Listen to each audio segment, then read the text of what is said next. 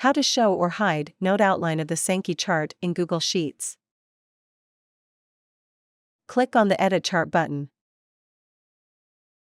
Click on the Node Properties pen to hide the node outline.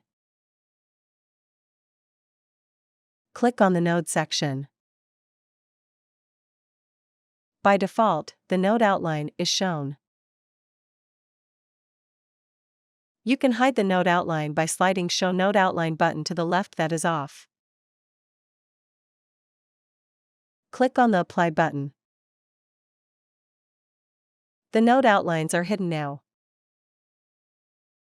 Click on the Node Properties pen to show the node outline. Click on the Node section. You can show the node outline by sliding Show Node Outline button to the right that is on. Click on the Apply button. The node outlines are shown now. Click on the Save button. We appreciate your business, thank you. Please remember to subscribe to our channel.